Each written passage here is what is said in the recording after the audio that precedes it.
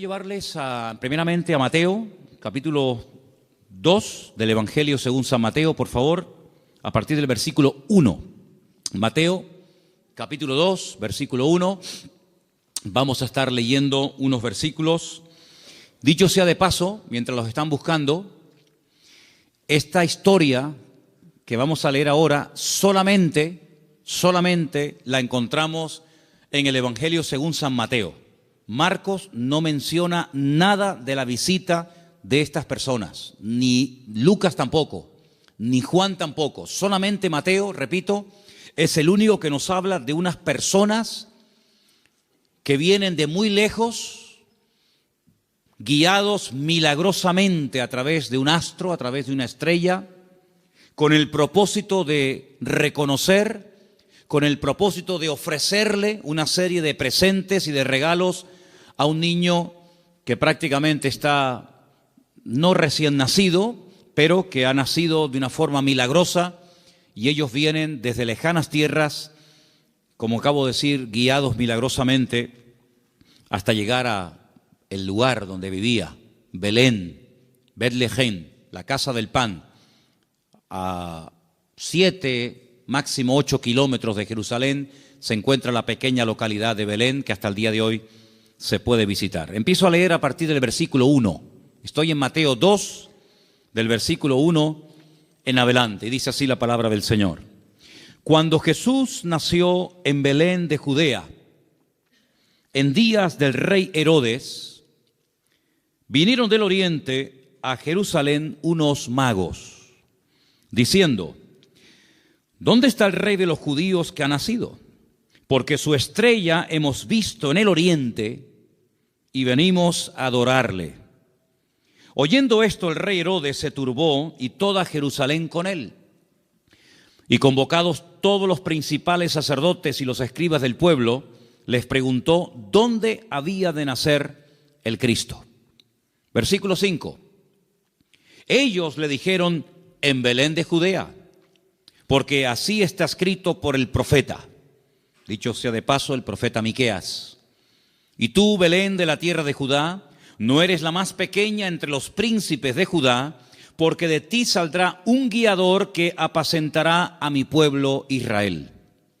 Entonces Herodes, llamando en secreto a los magos, indagó de ellos diligentemente el tiempo de la aparición de la estrella. Y enviándolos a Belén, dijo: id allá y averiguad con diligencia acerca del niño, y cuando lo halléis, hacédmelo saber, para que yo también vaya y le adore. Ellos, habiendo oído al rey, se fueron, y he aquí la estrella que habían visto en el oriente iba delante de ellos, hasta que llegando se detuvo sobre donde estaba el niño. Y al ver la estrella se regocijaron con muy grande gozo. Y al entrar en la casa vieron al niño con su madre María, y postrándose lo adoraron, y abriendo sus tesoros le ofrecieron presentes: oro, incienso y mirra. Pero siendo avisados por revelación en sueños que no volviesen a Herodes, regresaron a su tierra por otro camino. Amén. Todos los años leemos esta porción, más o menos por estas fechas. Creo que es bueno leerla para que estemos informados de todas las cosas previas y posteriores que ocurrieron durante el nacimiento del Mesías, de nuestro Señor Jesucristo. Hoy leía esta misma historia, pero en otra versión. Y en vez de aparecer la palabra magos, aparecía la palabra sabios. Nos dice la Biblia de dónde vinieron, pero no nos dice cuántos vinieron. Es curioso que la tradición, en las cabalgatas famosas, días antes de los reyes, siempre aparecen 3, que incluso hasta se han atrevido a ponerle nombre: Melchor, Gaspar y Baltasar. Iba a saltar. 2 blancos y 1 moreno. ¿Os dais cuenta que yo he leído la porción y no dice cuántos eran, ni cómo se llamaban? Podían ser 3, o 10, o 5, o 4. 1 no, porque habla de magos, de sabios, por lo tanto mínimo 2. Pero la Biblia no da el dato de 3. ¿Y los nombres? Tampoco. ¿Qué peligro tan grande corremos cuando nos inventamos las cosas y en vez de ceñirnos a lo que nos dice la fuente, que es la Biblia, comenzamos a oír y a prestar atención a tradiciones, a mitos, a cuentos, y comenzamos a ponerle nombre a personajes que la Biblia ni les da el nombre ni el número. ¿De dónde viene entonces el tema de que eran tres? Bueno, todo esto tiene una explicación, no bíblica, pero la explicación que le han dado es que representan a los tres continentes conocidos de aquel tiempo: Europa, Asia y África. Uno representando a cada uno de los continentes que en aquel momento se conocían, puesto que Oceanía y América en aquel momento prácticamente no aparecían por ninguna parte. Pero tampoco tenemos base bíblica para decir esto, porque los tres, o los cuatro, o los ocho, todos vinieron del mismo sitio. No vino uno de África, otro de Europa, otro de Asia, y allí se encontraron. No, venían juntos. Y venían los tres juntos con un propósito. Y vinieron todos dirigidos de la misma manera. No es que uno en África tuvo un sueño, otro en Europa tuvo una visión y se le presentó un ángel, y otro... No dice eso. Todos venían como un equipo, con un propósito, con una serie de presentes, de los cuales hablaremos ahora un poco, y vinieron de Oriente. Ahora, ¿de qué parte de Oriente? Tampoco con exactitud lo sabemos, porque si ustedes se centran en Israel, toda la geografía bíblica parte de Israel. Eso siempre tienen que tenerlo presente. Cuando habla del norte, pero del norte, ¿desde dónde? ¿Desde Madrid? ¿Desde Jerusalén? ¿Desde Roma? Toda la geografía bíblica siempre parte de Jerusalén. Cuando se habla del norte, pues tienes que coger un mapa, meterte en Israel y decir, ¿qué país queda en el norte? ¿Qué país queda en el sur? Cuando habla del mar grande, ¿de cuál habla? ¿Del Caribe? ¿Del Pacífico? ¿Del Caspio? No, el mar grande es el que está más cerca de Israel, que es el mar Mediterráneo, el Mare Nostrum, que está al oeste. Cuando habla del oriente, pues tienes que mirar desde Israel, no desde donde tú has nacido, porque si no, no encajan las cosas. Desde la geografía bíblica tienes que mirar qué países quedan al este, al oriente, de donde sale el sol. Bueno, hemos escuchado y hemos leído todo tipo de explicaciones, que si eran de la China, algunos dicen que venían de Babilonia, otros dicen que venían del Cáucaso, de tantos lugares, ¿verdad? Venían del este, venían del oriente. Ahora, en aquellos tiempos no era como hoy en día, que cogemos un avión y en unas cuantas horas nos ponemos en la otra parte del mundo. Por muy lejos que quede Chile, por muy lejos que quede Argentina, te montas en un avión en Madrid, en 12, 13 horas llegas a Buenos Aires sin ningún problema. Y has recorrido miles de kilómetros, has cruzado el charco, ¿verdad? Y has llegado casi hasta al extremo de la tierra, a la Patagonia, al fin del mundo. Pero en aquellos tiempos no era tan habitual, no era tan rápido, no era tan fácil el desplazarse de un país a otro. Lo que hoy en día hacemos en unas horas, en aquellos tiempos se tardaba días, semanas, meses y, si me apuras, hasta años. Fíjate, por ejemplo, que cuando hemos ido a Israel, cuando yo les llevo a ustedes a Galilea y les muestro el camino real que aún existe, yo les he dicho, estando allí, que se tarda una semana desde Galilea hasta Nazaret y un poquito más hasta Jerusalén. Una semana, dentro de un país. Ahora, ¿cuánto tardaron estos sabios o estos magos o astrólogos? ¿Cuánto tardaron de Oriente hasta llegar hasta el lugar donde había nacido el Señor? Pues mínimo un año. Mínimo. ¿En qué nos basamos para decir que tardaron como mínimo un año? Cuando uno lee la palabra, uno tiene que prestar atención al contexto, a todo lo que nos cuenta la historia, no solamente a unos cuantos versículos, sino a todo el contexto de la historia, situarnos en el momento de la época y tomar nota de una serie de detalles que nos aportan información que aparentemente no son importantes, pero son muy importantes. La imagen que la mayoría de la gente tiene del nacimiento de Cristo es más o menos así. Encontramos y por ahí vamos a ver ahora en estos días, si no es que lo han puesto ya, lo que llaman los belenes, los portales, ¿sí? Y van a ver al niño en una cunita, su madre a un lado, el padre a otra, unos ángeles que están allí, los camellos fuera, los magos que entran dentro y se postran delante del niño, detrás una burra, detrás una vaca, ¿sí o no? Esa es la imagen que la gente tiene. Pero eso no es verdad, rotundamente falso. Ya este papa que dimitió, Ratzinger, cuando estaba como papa, no ahora en el paro, cuando estaba como papa, él dijo que eso era mentira, que eso no tiene base ni fundamento bíblico. Allí no estaban todos juntos, el niño, la madre, los animales, los magos, los pastores. Eso es rotundamente falso. Pero es la imagen que la gente tiene. Entonces la gente cuando va al pesebre o al portal que hacen aquí en el ayuntamiento o en otros lugares, pues ve a todos juntos. Sin embargo, si ustedes se fijan, hemos leído en esta noche, en el versículo 11, una palabra clave para poder ir desgranando y explicando esta porción. Dice que al entrar en la casa, en todas las Biblias tiene que poner eso, sea de la versión que sea. En todas las Biblias tiene que poner, cuando entraron en la casa, vieron al niño con su madre postrado y lo adoraron. En la casa. Ya no están en un lugar temporal. Cuando Herodes, hay varios Herodes en la Biblia, no es siempre el mismo, si no parece que este hombre no se muere nunca. El Herodes que manda a matar a los niños, no manda a matar a niños de 15 días o niños recién nacidos.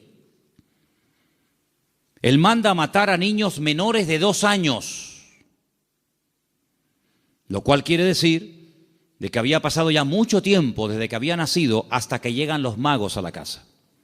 Los que sí vieron al niño envuelto decimos en pañales, en trapos, los que sí lo vieron prácticamente recién nacido, fueron los pastores.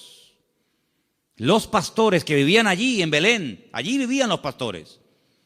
Y allí en Belén hay una cueva que tradicionalmente te llevan a verla y te dicen, mira, aquí es donde los pastores tenían el aprisco, el redil de las ovejas.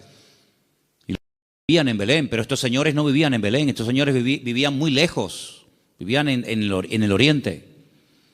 Y estas personas no son advertidos del nacimiento del Mesías a través de ángeles, como fueron los pastores, que dice que estaban cuidando las ovejas, los corderos, porque en Belén era donde se criaban las ovejas, los corderos, que después se iban a sacrificar en el templo, porque Belén y Jerusalén están muy cerquita, se puede ir hasta caminando.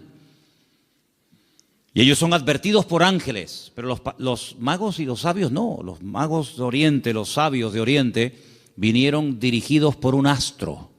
Nadie les habló, pero ellos miraron al cielo, durante la noche evidentemente, y vieron que una serie de señales indicaban que había nacido el Mesías. Ahora, ¿esta gente era creyente? ¿Eran paganos? ¿Eran idólatras? ¿Eran judíos? ¿Qué era esta gente? Porque si esta gente observa el horizonte y ve cómo se alinean una serie de estrellas y de astros y de constelaciones, ¿cómo saben ellos que el Mesías de los judíos ha nacido si no son creyentes?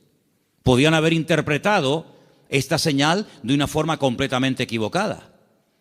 Por ejemplo, en aquellos tiempos era muy común, en los tiempos de la Biblia era muy común que en aquellos sitios de tanta idolatría y de tanta adoración a los astros, al sol, a la luna, a las estrellas, cuando nacía un niño, los sacerdotes de esas religiones sacaban a los niños durante la noche y miraban al cielo. Y ellos interpretaban el momento en el que había nacido el niño, cómo estaba el horizonte, cómo estaban colocadas los astros y las constelaciones, y casi pronosticaban y profetizaban sobre el niño cómo iba a ser. Por ejemplo, hubo un hombre que nació en ese país, en ese lugar de tanta idolatría y de tanta observación a los astros, y fue un señor llamado Taré, que tuvo un hijo llamado Abraham. Y cuando le pusieron el nombre, seguramente interpretaron equivocadamente de los astros que este sería un hombre enaltecido y le marcaron su destino. hasta que él huye de esa tierra y el Señor le dice, levanta la mirada a los cielos, cuenta las estrellas, porque lo que te han profetizado no es así. ¿Cuánta gente queda marcada por la visita a un mago, a un astrólogo, a un curandero o a un adivino, y alguien le dijo que su hija o su hijo, su marido o su esposa o tú o no sé quién iba a pasar esto, esto y esto, y esa palabra falsa quedó ahí impregnada, pero como tú la has creído, a esa mentira tú la alimentas y le das fuerza, y el diablo se mueve en la mentira, el diablo se mueve en la ignorancia. Entonces te dice, no, es que tú vas a tener un niño, pero se va a morir a corta edad. Y tú crees en esa palabra y la compartes y no sé, y te agarras a ella y le estás dando ideas al diablo. ¿Y cuántas veces queda la gente marcada por falsas profecías, por un pronóstico equivocado, por una carta astral, por una lectura de manos, por lo que dijo una noche un vasito que se movía y apuntaba en no sé qué dirección? ¿Y cuánta gente queda marcada de por vida? Y creen que van a estar enfermos, que van a morir jóvenes, que el marido se va a ir con otra, etcétera, etcétera, porque han creído una mentira. Y si la verdad te hace libre, la mentira te esclaviza y te amarga y te oprime la vida. Pero estos hombres, cuando miraron ellos creían que aquel Leo y aquellas estrellas, ellos creían que aquello tenía un propósito y una razón. Y ellos no dijeron, ¿será que van a ser un rey en nuestra tierra? ¿Será que va a haber una catástrofe, un tsunami, un terremoto? No, ellos no se equivocaron, ellos interpretaron correctamente aquello y se ponen en marcha. Y como mínimo, te dije antes que tardaron un año. Y ellos no van yendo por todos los países preguntando, oye, ¿será aquí? ¿Será allí? Como aquellos que aquella noche cuando oyeron la palabra profética del Señor que dice, uno de vosotros me va a entregar. Todos dijeron, seré yo, seré yo, seré yo, seré yo, todos menos uno, que dijo quién es. Los magos, los sabios de Oriente no comenzaron a ir por Europa, por África, diciendo, será por aquí, será por allá. No, esa estrella, su estrella, no una cualquiera, su estrella, esa señal profética marcada en el cielo, indicaba en una dirección. Ellos seguían y llegaron, nada más y nada menos, que al sitio correcto, al país correcto y al pueblo correcto, Belén de Judea. Y cuando llegan allí, a Herodes, que era el rey que los romanos habían puesto como un títere, le preguntan, ¿dónde está el rey de los judíos? Porque su estrella hemos visto en el oriente y venimos a adorarle. Le están haciendo esta pregunta a un rey. No le están haciendo esta pregunta a un esclavo. No le están haciendo esta pregunta a uno que encuentran por la calle, sino que van al palacio, al Herodión, que aún se puede visitar en Belén, ¿verdad?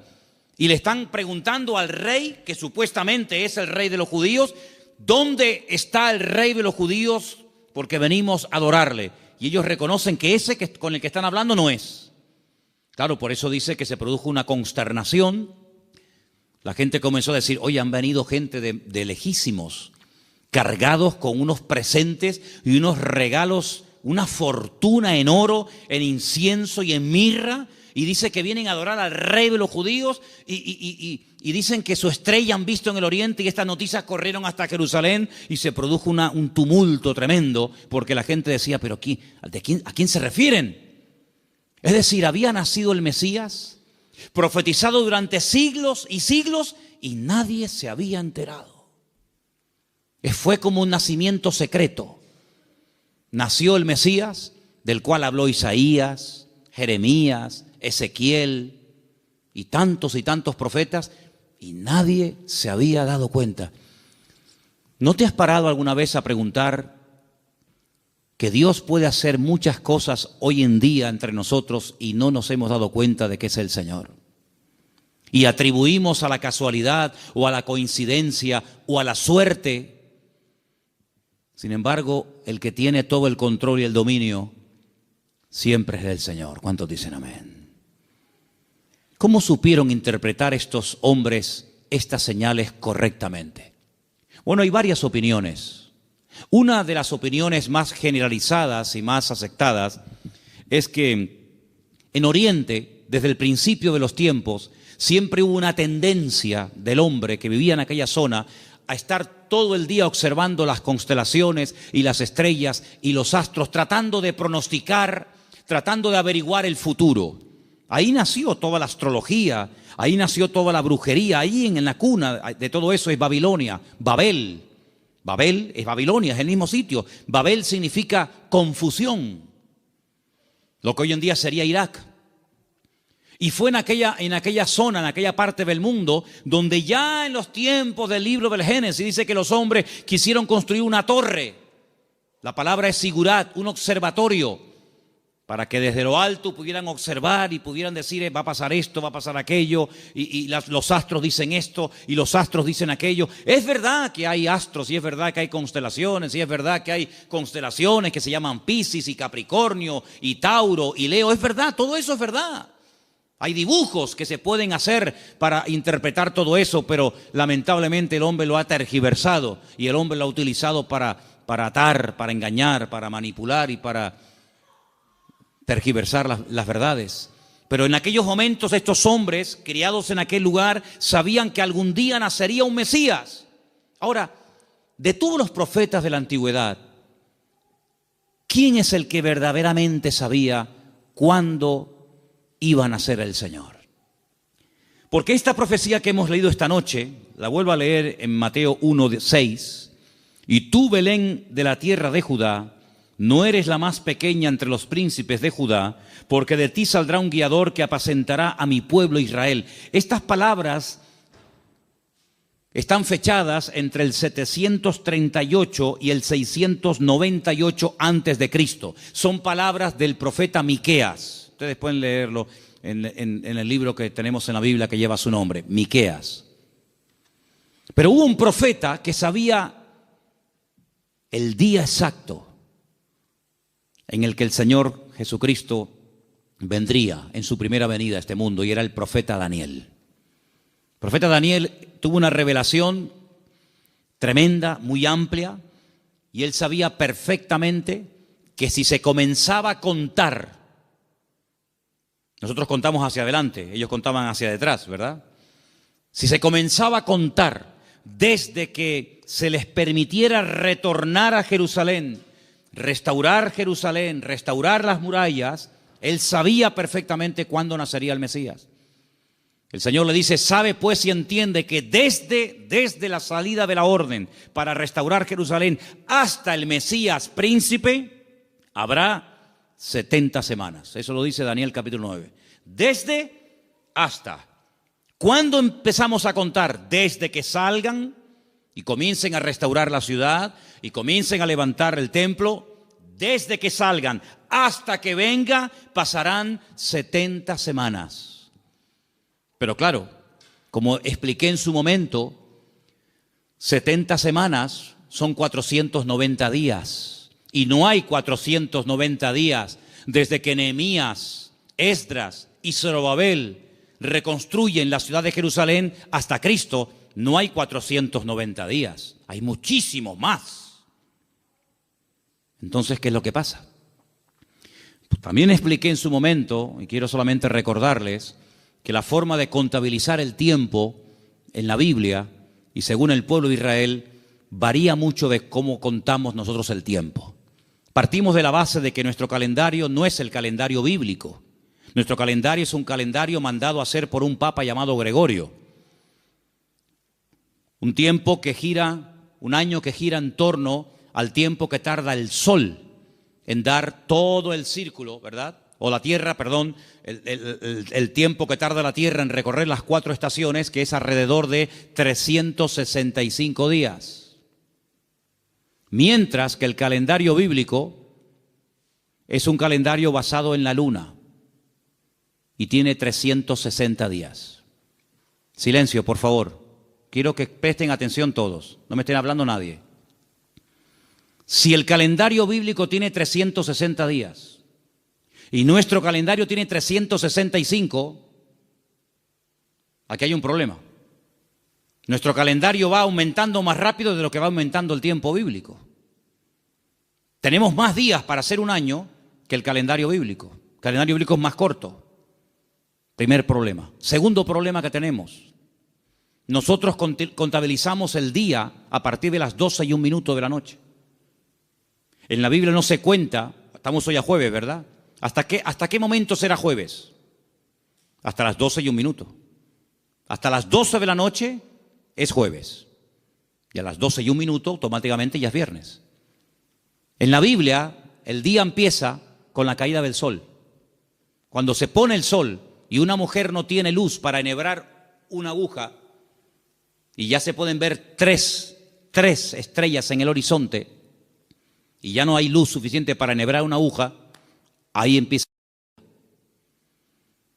Si en este momento en Israel, a las 4, 4 y cuarto, 4 y media como mucho de la tarde, ya es de noche, quiere decir que en Israel a las 4 y media de la noche ya es viernes, mientras que aquí todavía estamos en el día jueves.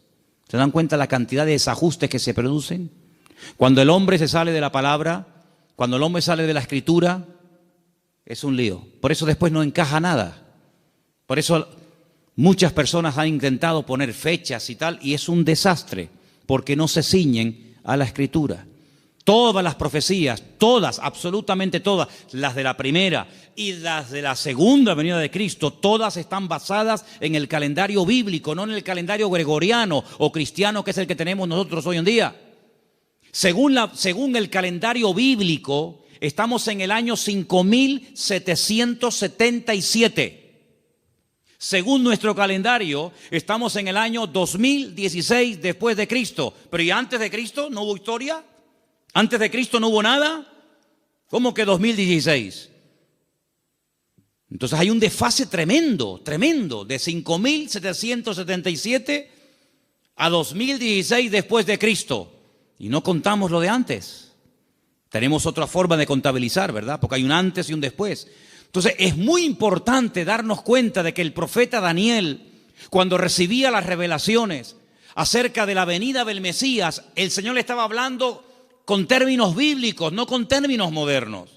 Y cuando el Señor le dice 70 semanas, Daniel, sabe pues y entiende, escucha esto, desde que salgáis hasta que venga el Mesías príncipe, pasarán 70 semanas, pero resulta de que en el pueblo de Israel y según la Biblia, y esto está demostrado en el libro de Levítico, las formas de contar los días y las semanas también son diferentes. ¿Por qué? Porque nosotros llamamos semanas a un grupo de 7 días.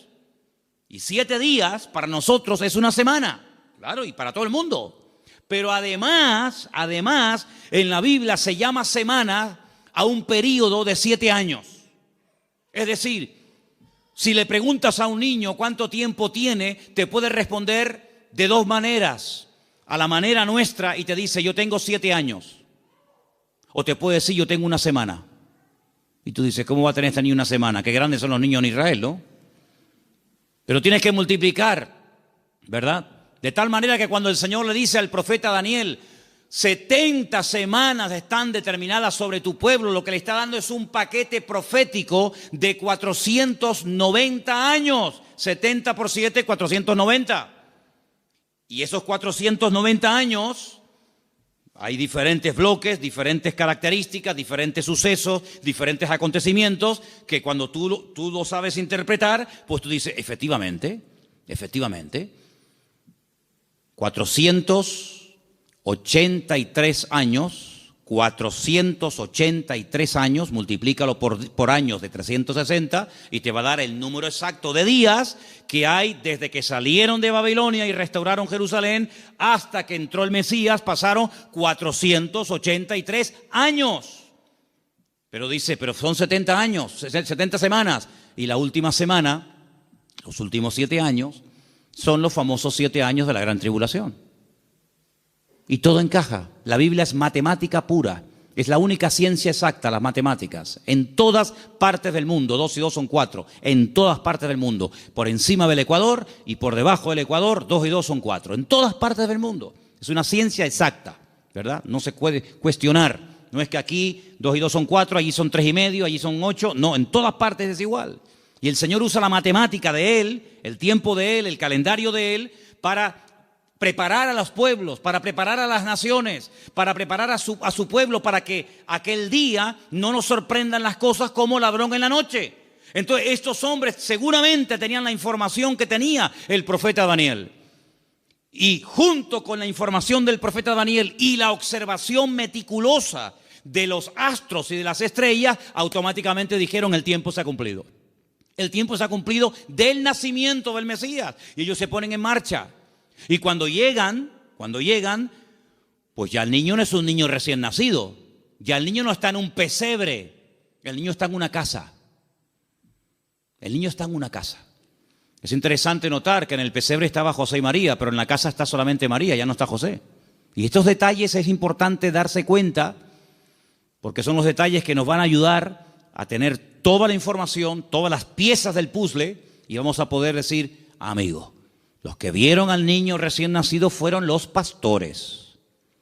Y los magos o los sabios de Oriente, cuando vinieron, no vieron a un niño recién nacido, vieron a un niño de 1 año, año y medio, máximo 2 años. Es muy diferente. Ahora, es interesante que Herodes, es decir, no se toman decisiones políticas, no se hacen edictos reales hasta que le llega la información de los sabios o de los magos a Herodes. Mientras tanto, Herodes estaba tranquilo, pero en el momento en el que estos hombres le dicen, es que el motivo de nuestra visita a Belén, ellos no son de aquí, el motivo de que estemos aquí tan lejos de nuestra tierra es que venimos a adorar a un rey que nos ha dicho, nos ha guiado el Señor y sabemos que tenemos que venir a adorarle. Jamás un rey, jamás una persona se le ocurriría visitar a un rey con las manos vacías, porque era un insulto. Era una provocación, era el no reconocerme. ¿Cómo te atreves a venir a visitarme a mí con las manos vacías? No me estás reconociendo como rey. Si tú me reconoces y te sometes y me respetas, tienes que traerme siempre un presente. Y por eso ellos vienen cargados con muchos kilos, hermano, ¿no? A veces vemos en las obras de teatro, en las películas, vemos una cajita ahí ridícula. Date cuenta, hermanos, que José era un hombre que tuvo que cerrar su negocio y se tuvo que ir al extranjero a vivir durante un tiempo. Y este hombre, cuando llega a Egipto, con un niño pequeño, con su mujer, él no tiene trabajo, él es un extranjero. Los judíos no eran muy bien vistos en Egipto porque siglos atrás los judíos, a través de otro judío llamado Moisés, habían destrozado el país de Egipto. Por lo tanto, no iba a ser nada fácil para un extranjero abrirse camino en Egipto. Pero tú no te preocupes, el Señor siempre va adelante. Cuando tú haces tu parte, no te quepa la menor duda de que el Señor siempre va a hacer la suya. Eso lo he enseñado yo hasta la saciedad. Algunos hacen caso y otros no hacen caso. Pero los que hacen caso y hacen su parte y se mueven en fe, el Señor siempre les sorprende. Ahora, los que están esperando que se llene la piscina para tirarse, ni con la piscina llena se tiran, porque no se van a tirar. El creyente tiene que andar por fe y no por vista. Ellos se dirigen hacia Belén, el lugar donde estaba escrito que tenía que nacer el Mesías, porque, hermanos, había tantos datos, tanta información, tantas profecías sobre el nacimiento y sobre la vida del Mesías, que era imposible cumplirla todas. No las voy a mencionar todas, evidentemente, pero se tenían que dar más de 150 profecías en aquel que decía que era el Mesías para poder reconocerlo, valga la redundancia, como el Mesías. Si una persona decía, yo soy el Mesías, y se le preguntaba, ¿de dónde tú eres? ¿Dónde has nacido? Y te decía, yo nací en Capernaum, tú no puedes ser el Mesías. Aunque hagas milagros, aunque prediques muy bonito, tú no puedes ser el Mesías. ¿Por qué? Porque tú no has nacido en Belén de Judea. Por lo tanto, si alguien se levantaba y decía, yo soy el Mesías, y predicaba y hacía milagros, qué bien, ¿será este el Mesías? ¿Cómo te llamas? Yo, Santiago, Jacobo. Tú no puedes ser el Mesías. ¿Por qué? Porque el Señor dice cómo se iba a llamar el Mesías. Si alguien se levantaba y decía, yo soy el Mesías, he sanado enfermos, mudos, ciegos, paralíticos, he resucitado muertos, he limpiado leprosos, y la gente se quedaba con la boca abierta. Si a alguien se le ocurría preguntarle, ¿de qué tribu eres? ¿Cuál es el origen de tu familia? Y te decía, yo soy de la tribu de Neftalí. Le podía decir, tú eres un falso Mesías. ¿Por qué? Porque la Biblia profetizaba que tenía que ser de la tribu de Judá. No de otra tribu, sino de la tribu de Judá. Por lo tanto, hermanos, era prácticamente imposible que en una persona coincidieran todos los detalles de Belén de Judea, de una joven que nació como nació, de la tribu de Judá, etcétera, etcétera, etcétera. Más aparte, todas las profecías que tenían que llevarse a cabo durante su ministerio público, aparte cómo lo iban a crucificar, porque el Mesías tenía que morir crucificado, no podía morir de viejo, no podía morir de un tiro, de una flecha, de un arco, de una jabalina, no podía morir de un infarto, tenía que morir crucificado entre dos malhechores, no entre 10, no entre 2. Y no le podían partir ni un solo hueso. Eso es imposible, a un crucificado que no le partan ni un hueso. Se los partieron al de la izquierda, se los partieron al de la derecha, pero a Jesús no. A Jesús no. No le podían partir ningún hueso. Y iba a morir como un inicuo, como un pecador, como un vil pecador, pero iba a ser enterrado como un rico. Tantos y tantos detalles que era prácticamente imposible. Pero suponte, imagínate que de los 150 detalles proféticos que tenían que cumplirse en él, una persona cumpliera 149. Pero queda el examen final, el más difícil de todos, la resurrección. Te han horadado las manos y los pies, te han crucificado entre ladrones, te han enterrado en un buen sepulcro, han sorteado tus vestiduras, te ha negado uno de tus discípulos, etcétera, etcétera, etcétera, pero al tercer día no has resucitado. Por lo tanto, aunque cumpliera con 149 profecías, si no cumplía con el examen final, con la PAU, no apruebas el examen, amigo. Por lo tanto, hermanos, cuando estos hombres se ponen en marcha, no es por emociones, no es por un sentimiento pasajero, sino es porque están coincidiendo tantas cosas que ellos van en fe y en obediencia, guiados milagrosamente a través del desierto, probablemente un viaje de más de un año hasta llegar a Belén de Judea. Cuando ellos llegan y le dicen a Herodes que vienen a adorar al Señor, resulta de que le presentan 3 tipos de regalos. Vamos a leerlos nuevamente, por favor. Estamos en Mateo capítulo 2, versículo 11. ¿Lo ponemos? Mateo 2:11. Al entrar en la casa vieron al niño con su madre María y postrándose lo adoraron. Y abriendo sus tesoros le ofrecieron presentes, oro, incienso y mirra. Algunos comentarios dicen que Daniel, cuando recibió la revelación, que la tenemos en la Biblia, por si te interesa conocerla, del nacimiento del Mesías, y también de su reinado, pero estamos hablando de su primera venida, Daniel vivía en el palacio con el rey Nabucodonosor, ¿os acordáis, verdad? Después con Belsasar y después con otros también. Dicen los comentarios que Daniel no tuvo descendencia, seguramente lo hicieron eunuco, que era lo más probable, y no tuvo descendencia. Pero dice que era uno de los hombres más ricos de todo el país. Después del rey, el que más autoridad, el que más prestigio y reconocimiento tenía, era Daniel. Así de claro, igual que José en Egipto, que después de Faraón el que mandaba era José. Casi podríamos decir que mandaba más José que Faraón. Toda esa fortuna, toda esa riqueza no se la quedaron sus hijos porque, repito, no tuvo. Y algunos dicen que puede ser que estos sabios, guiados como ya hemos dicho, milagrosamente, llegaron hasta Belén y esta fortuna, porque no era una cajita así, era una fortuna en oro, en incienso y en mirra, que a lo mejor tú dices, bueno, yo de las 3 cosas me quedo con el oro. ¿Y el incienso y la mirra? Bueno, vamos a ver. Todo lo que la Biblia relata, todo lo que ocurre en la palabra de Dios, todo tiene una razón de ser, ¿sí o no? No hay nada casual. ¿Por qué la Biblia dice que eran 153 peces los que pescaron? ¿Ah?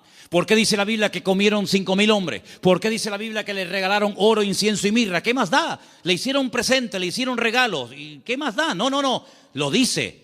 ¿Te le trajeron qué le trajeron? ¿Ropas? No. ¿Joyas? No. ¿Comida? Tampoco. Oro, incienso y mirra. Tal vez para nosotros esos regalos no sean tan significativos, pero vamos a explicarlos. En estos 3 regalos, nosotros podemos ver, en cierto sentido, el reconocimiento de ese triple ministerio que el Señor Jesucristo llevaría a cabo durante su vida. Ustedes saben que en el Antiguo Testamento o eras profeta o eras rey. Las dos cosas al mismo tiempo no se podía hacer. Muy rara vez, por ejemplo, David, a veces profetizaba, pero David no pasó a la historia por ser un profeta, aunque a veces profetizaba. Pero uno conoce a David como el rey de Israel, no como un profeta. Sin embargo, a Isaías lo conocemos como un profeta. Sin embargo, en la figura de Cristo, en la figura del Mesías, se iban a dar tres características únicas de él: rey, profeta y sacerdote. Rey, profeta y sacerdote. El oro representa en cierto sentido la realeza del Señor Jesucristo, porque Él es el Rey de reyes y Señor de señores. Nadie dijo amén, pero lo es. Él es el Rey de reyes y el Señor de los señores.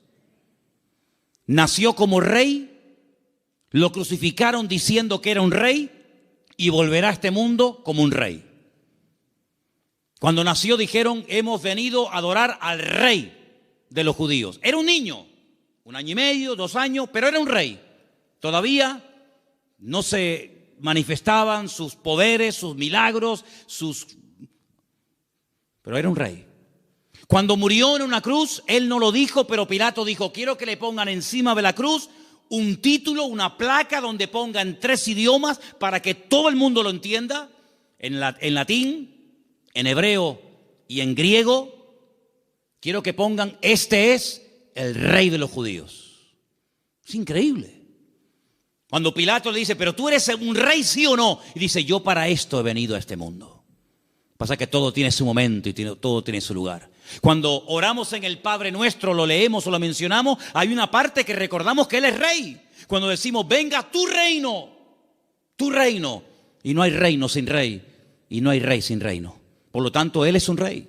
Y en ese presente del oro, moneda internacional, dicho sea de paso, porque con oro puedes ir a cualquier parte del mundo, se reconoce que Él era un rey. De hecho, ellos dicen: venimos a adorar a un rey. Pequeño, pero al fin y al cabo rey. Luego resulta de que el Señor Jesucristo era profeta. Era la voz del Padre. Era el que anunciaba las buenas nuevas de salvación a los quebrantados de corazón, a los ciegos, a los prisioneros, a los pobres. Él proclamaba el mensaje, era un profeta. Y ahí lo vemos, hermanos, como la mirra. La mirra era lo que se utilizaba, ¿verdad?, en los ungüentos para ungir a las personas. Y con ese elemento de la mirra vemos que se le reconoce su ministerio profético. ¿Cuántas veces profetizó el Señor? ¿Recuerdan alguna profecía que dijo el Señor? Yo recuerdo muchas. Por ejemplo, una muy sencilla, pero que se cumplió literalmente. En una mesa se queda mirando a todos y les dice: ¿sabéis una cosa? Esta noche uno de ustedes me va a traicionar. ¿Cómo? ¿Nosotros? Eso no puede ser. Nosotros somos tus discípulos. Lo hemos dejado todo para estar contigo. Pero Él profetizó. Eso es una palabra profética. No se había cumplido. Uno de vosotros me va a traicionar. Uno de vosotros me va a negar. Y se cumplió literalmente. Aunque el que lo iba a hacer dijo: no. Aunque todos te abandonen, yo nunca te abandonaré. Y resulta que el que más habla es el que es. Ay, amigo. Yo recuerdo una profecía que dijo el Señor, muy larga, por cierto, la tenemos enterita en Mateo 24. En los últimos tiempos se levantará nación contra nación y reino contra reino, y la maldad se multiplicará, pero el que persevere hasta el fin será salvo. Estamos viendo cómo la maldad se ha disparado de una forma increíble, hermanos, increíble. Raro es el día que usted no ponga la televisión a la hora de las noticias y no oiga tragedias y tragedias y tragedias y más tragedias. Si no es en Alemania, es en Francia. Si no, en Siria. Si no, en Jordania. Si no, en Grecia. Siempre por todos los lados. Hablábamos de Sodoma y Gomorra, pero ¿cuántas ciudades hoy en día han ganado en maldad a Sodoma y Gomorra? Antes había una Sodoma, antes había una Gomorra, ahora hay miles de Sodomas y de Gomorras, miles. La maldad se va a multiplicar. Falsas doctrinas, falsas enseñanzas, terremotos, pestes. Hermano, ¿cuántas palabras dio el Señor? Una palabra profética que dijo, vete, tu criado ha sido sanado en esta misma hora. Es una palabra profética. Estaba allí, pero cuando llega, estaba sanado. Dice, ¿a qué hora fue sanado? Dice, a tal hora. Dice, a esa hora fue cuando él me dijo que iba a ser sanado. Profeta fidedigno, siempre anunciando la verdad, la palabra de Dios claramente. Y como sacerdote, ahí tenemos representado el incienso que subía continuamente a la presencia de Dios, recuerda el ministerio sacerdotal. Pero algunos de ustedes dirán, pero Cristo no podía ser sacerdote, porque los sacerdotes eran de la tribu de Judá, de la tribu de Leví. Y Jesús, como tú acabas de decir, no era de la tribu de Leví, era de la tribu de Judá. Los de Judá no podían ser sacerdotes. Es verdad, tienes razón. Pero Jesús no es sacerdote según la tribu de Leví, sino Jesús es sacerdote según Melquisedec, rey de Salem. Porque los levitas desaparecieron, pero el sacerdocio de Cristo es constante, permanente y eterno por los siglos de los siglos. Amén. ¿Te das cuenta? Por lo tanto, todo encaja de una forma perfecta. Oro, incienso y mirra. Ahora puedes salir corriendo a Egipto como extranjero, no tienes trabajo, nadie te va a abrir las puertas, pero tú no te preocupes. El hombre te cerrará las puertas, pero Dios que va delante de ti te abrirá todas. ¿Cuántos dicen amén? Esa es la confianza. Y José no cuestionó, José no dijo, bueno, pero esto es una locura, esto es un disparate, y yo cómo voy a cerrar mi negocio y mis herramientas, y yo me dedico a esto y ahora voy a Egipto, y qué hago yo allí, no hablo el idioma, no me conoce nadie, no tengo clientes. No importa. Cuando el Señor te dirija a hacer algo, no tengas miedo. Dice la Biblia que el que pone su mano en el arado y mira atrás, el surco le sale torcido y no sirve. Pero nosotros no andamos por emociones, por sentimientos. Y lo dije una vez, lo que está claro en la palabra, no busque confirmación. Hay gente, no, es que yo quiero ver lo que Dios me dice, que ya te lo dijo. Tú no tienes que orar para ver si es la voluntad de Dios invitar al domingo al culto al vecino. ¿Qué quieres? ¿Molestar a Gabriel con todo lo ocupado que está para que venga a ti a decirte, sí, vete al vecino a hablarle de mí? Cuando la Biblia dice, id por todo el mundo y predicar el evangelio a toda criatura. Lo escrito no necesita confirmación. Los que siempre buscan confirmación son los que dudan, los que no se terminan de fiar, los cobardes como Gedeón, que ponía una prueba y vamos a poner otra, y vamos a poner otra. ¿Cuántas pruebas queremos? Por lo tanto, hermanos, la visita de esta gente fue algo realmente increíble, algo tremendo. Pero, al mismo tiempo, tengo que decir que Herodes le dio un encargo. Herodes le dijo, bueno, pues díganme dónde está exactamente para que yo después vaya y también le adore juntamente con ustedes. Estaba mintiendo, estaba diciendo mentiras. Nunca fue a adorarlo, al contrario.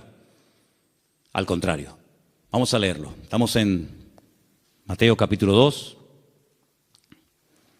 Después que partieron ellos, he aquí un ángel del Señor se le apareció en sueños a José y le dijo, levántate, toma al niño y a su madre, huye a Egipto y permanece allá hasta que yo te lo diga, porque acontecerá que Herodes buscará al niño para matarlo. ¿Te das cuenta? Para matarlo. Le dijo a los sabios, no, yo quiero adorarle, pero es mentira, lo quiere matar, es falso. Y él despertando tomó de noche. Pero si el Señor me ha hablado, cuanto antes ponga la palabra en práctica, mejor. ¿Para qué esperar a mañana? De noche, me levanté.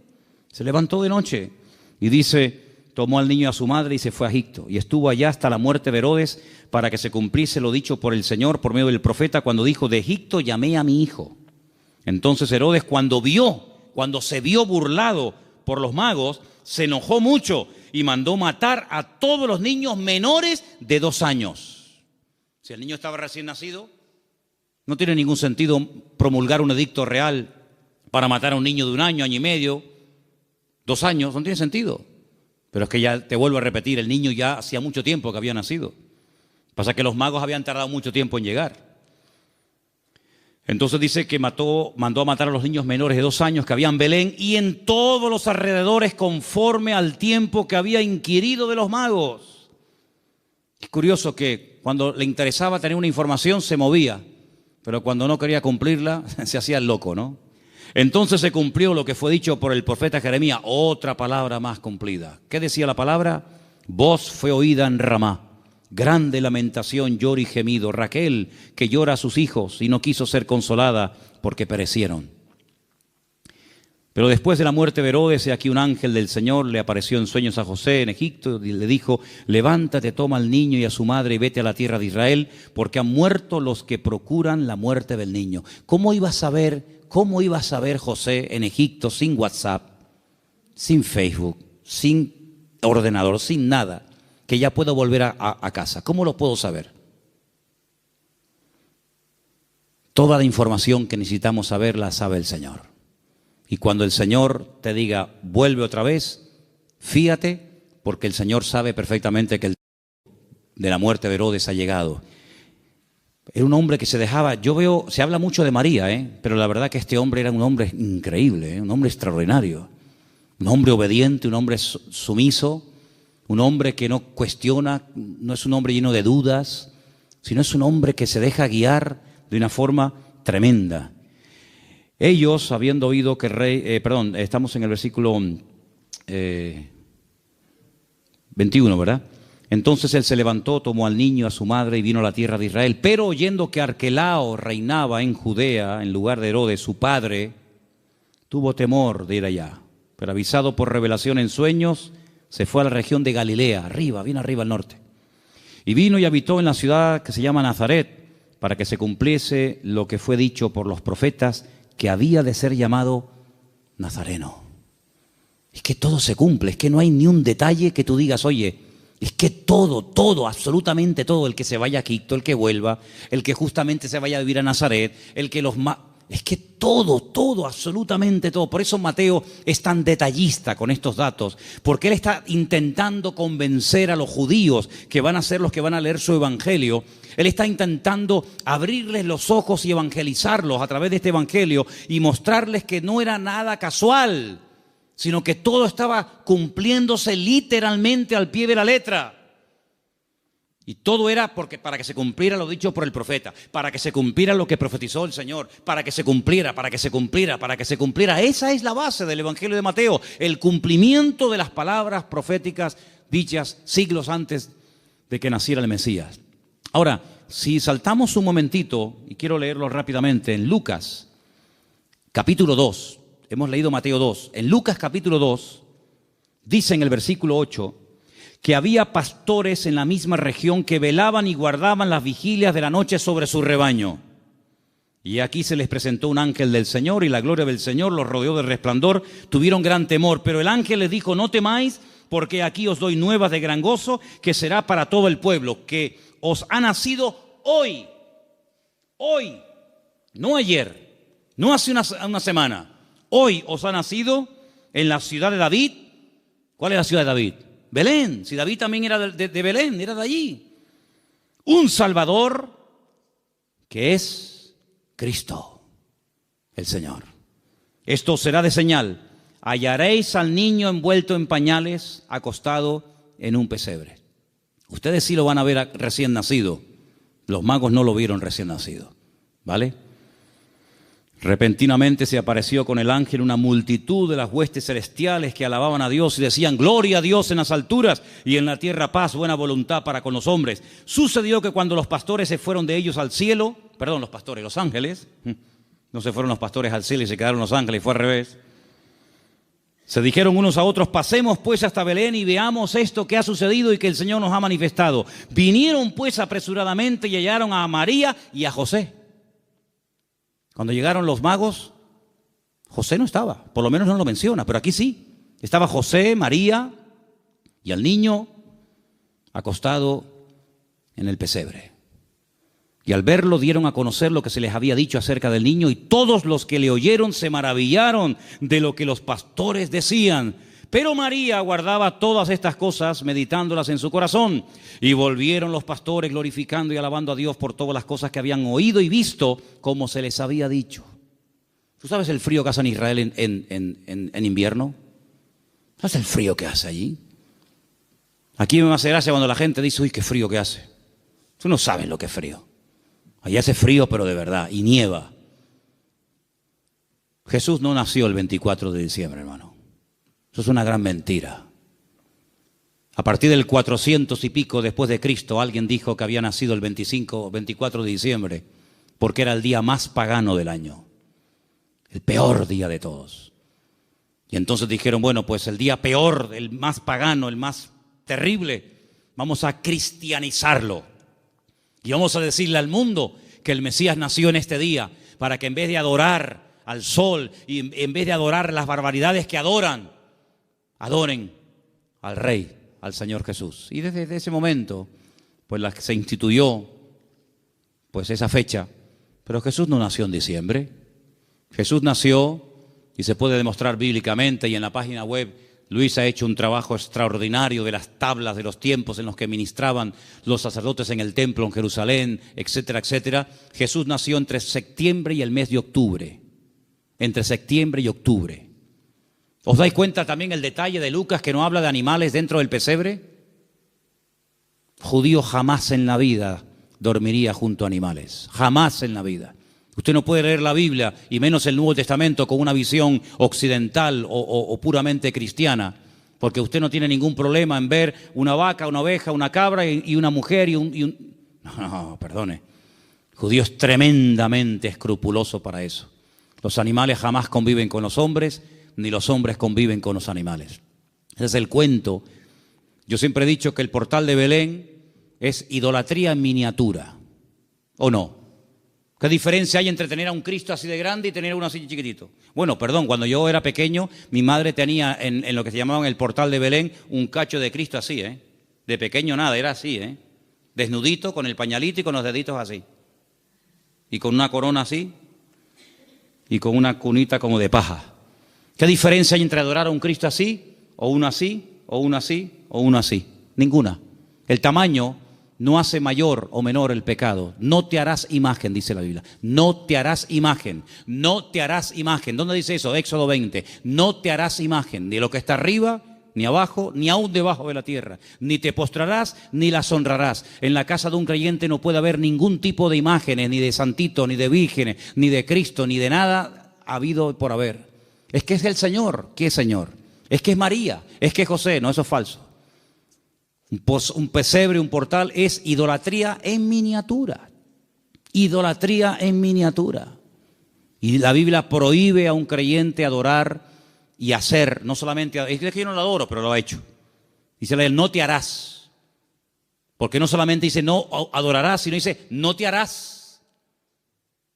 ¿Qué diferencia hay? Bueno, yo no la adoro, pero la ha hecho, por lo tanto es lo mismo. Eso no es de Dios. Eso no es de Dios. Entonces, queridos hermanos, no nació en diciembre, porque dice que estaban cuidando las vigilias de la noche. Los pastores en diciembre no están al aire libre, pasando frío, con nieve y con temperaturas bajo cero, sino que están guardados. Era la fiesta, entre septiembre y octubre, era una fiesta, por eso todo estaba lleno. No había lugar, claro, ¿por qué no había lugar? Tanta gente hay en aquellos días, en aquel lugar, en aquellos días sí. ¿Por qué? Porque era la famosa fiesta de los tabernáculos. La fiesta de Sucot, y se tradujo la palabra Sucá por la palabra pesebre, y así todo quedó bonito. Era una cabaña improvisada donde él pudo estar con su mujer dando a luz, pero nada de vaquitas, ni cabras, ni ovejas, ni animales dentro en absoluto, para nada, para nada. Por lo tanto, hermanos, lo que tenemos que hacer es leer más la palabra, prestar atención a lo que dice la Biblia, menos películas y menos clichés que tenemos en la cabeza que nos han metido desde que somos pequeñitos. Y sobre todo, hermanos, quiero terminar diciendo esto. Y el domingo lo voy a repetir hasta la saciedad, me lo vais a escuchar. ¿Habéis escuchado en estos días la palabra Jesús, la palabra Cristo? Yo no la he escuchado por ningún lado. Yo no la he escuchado. Papá Noel, bengalas, piñata, langostino, sidra, árboles, cintitas, todo lo que usted quiera, regalos, todo lo que... Pero a Jesús, todo esto, la fiesta es en torno a ¿quién? ¿Quién es el protagonista de la historia? ¿Quién es este señor gordo, vestido de rojo, que nos lo quieren meter hasta en la sopa? ¿Quién es este tipo? ¿Quién es este señor? ¿De dónde viene este señor? De San Nicolás, dicen los venezolanos, el San Nicolás, Papá Noel, Santa Claus, Santa Claus. Yo al único santo que conozco es al Señor Jesucristo, Señor de señores y Rey de reyes. No conozco a ninguno más. Hermano, o nos vamos a la Biblia o nos salimos de la misma. El protagonista en estos días no es Papá Noel, no son los magos, no es el arbolito. El protagonista tiene que ser nuestro Señor Jesucristo, que aunque el mundo diga que ha nacido en diciembre, bueno, está bien, diciembre, enero, ¿qué más da? Lo importante es que tenemos que recordar de una forma especial, una vez al año, que el Señor Jesucristo vino, pero ¿vino para qué? ¿Para qué vino? ¿Para qué vino? Y todo eso, Dios mediante, lo explicaremos el domingo, porque el tema del programa del domingo es ¿qué es la Navidad? Y lógicamente para explicar lo que es la Navidad, tendré que explicar previamente lo que no es la Navidad. Pero hermano, nosotros no entramos en ese juego de consumismo. Si usted el 24 por la noche no puede tener la mesa llena de comida, no se preocupe, no pasa nada, hermano. El protagonista no somos nosotros, regalo va, regalo viene. Pero ¿a quién le llevaron los sabios regalos? ¿A quién? ¿A José? ¿A María? ¿A quién fueron a adorar? ¿A quién queremos adorar nosotros, hermano? ¿No lo queremos adorar a Él? ¿Al Señor tu Dios adorarás y a Él solo servirás? Pues todo este tinglado, este negocio y este comercio que ha inventado el hombre, que muchos negocios están esperando que llegue la Navidad para ver si vendo más, para ver si... Hermanos, esto no tiene nada que ver, esto no tiene nada que ver. Nosotros queremos dar testimonio de que el Señor vino a este mundo para morir por nosotros en una cruz y resucitar y perdonar nuestros pecados. Eso es a lo que vino el Señor. Que en cierto sentido, sí, fue un día alegre el día de su nacimiento, pero también fue el principio del fin. En el sentido de que ese niño hermoso y bonito y anunciado por ángeles y profetizado por centenares de profetas ha nacido para morir y morir de una forma terrible, terrible. Y nosotros sabemos todo eso y vamos a decirle al mundo, hermano, amigo, Él vino para esto, pero nadie habla de Cristo, ni en la 3, ni en la 5, ni en ningún canal, ni en ninguna radio. Nadie habla del verdadero motivo por el que adornamos las casas, por el que se adornan las ciudades. Nadie habla de Él. Y sin Cristo, ¿la Navidad qué es? Nada. Hay muchos creyentes que se endeudan hasta aquí en diciembre y después llegan a enero y han tirado tanto de la tarjeta de crédito para comprar regalos para el abuelo, para la abuela, para el primo, para el cuñado. ¿Pero qué es esto? ¿Esto qué es? ¿Tú vas a entrar en ese juego? Entonces tú no has entendido nada del Evangelio, amigo.